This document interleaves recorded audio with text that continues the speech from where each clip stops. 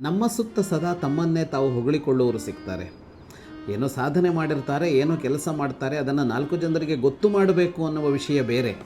ಆದರೆ ತನ್ನನ್ನು ತಾನು ಸದಾ ಹೊಗಳಿಕೊಳ್ತಾ ಇರೋದಿದೆಯಲ್ಲ, ಅದೇ ಬೇರೆ. ಇವರು ಯಾಕೆ ಇವರನ್ನು ಹೊಗಳಿಕೊಳ್ತಾರೆ ಇಷ್ಟು ಅಂತ ಅನ್ನೋದನ್ನು ಒಬ್ಬ ಪ್ರಾಜ್ಞ ಹೀಗೆ ವಿವರಿಸ್ತಾನೆ. ಸ್ತೋತಾರಹ್ಕೆ ಭವಿಷ್ಯಂತಿ ಮೂರ್ಖಸ್ಯ ಜಗತೀತಲೆ ನಸ್ತೌತಿ ಚೇತ್ ಸ್ವಯಂಚ ಸ್ವಂ ಕದಾ ತಸ್ಯಾಸ್ತು ನಿರ್ವೃತಿ. ಅವರು ಮೂರ್ಖರು, ಅವರನ್ನು ಹೊಗಳೋರು ಯಾರೂ ಇಲ್ಲ, ಅವರ ಬಗ್ಗೆ ಒಳ್ಳೆಯ ಮಾತನ್ನು ಯಾರೂ ಹೇಳೋಲ್ಲ. ಆಗ ಅವರೇ ಅವರನ್ನೂ ಹೊಗಳಿಕೊಳ್ಳದೇ ಇದ್ದರೆ ಅವರಿಗೆ ಸುಖ ಎಲ್ಲಿ ಸಿಗತ್ತೆ ಹೇಳಿ ಅಂತ ಕೇಳ್ತಾನೆ ಈ ಪ್ರಾಜ್ಞ. ಯಾರಾದರೂ ಹೊಗಳಿದರೆ, ಪ್ರಶಂಸೆ ಮಾಡಿದರೆ, ನಾವು ಮಾಡಿದ ಕಾರ್ಯವನ್ನು ಮೆಚ್ಚಿದರೆ ಸಹಜವಾಗಿ ಮನುಷ್ಯನಿಗೆ ಸಂತೋಷ ಆಗುತ್ತೆ.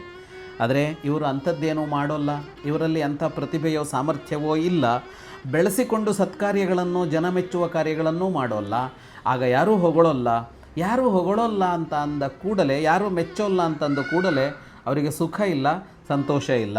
ಹಾಗಾಗಿ ಅವರು ಯಾಕೆ ಅವರನ್ನು ಹೊಗಳಿಕೊಳ್ತಾರೆ ಅಂತ ಅಂದರೆ ಅದು ಸುಖ ಪಡೋದಕ್ಕೆ ಅಂತ ಹೇಳ್ತಾನೆ.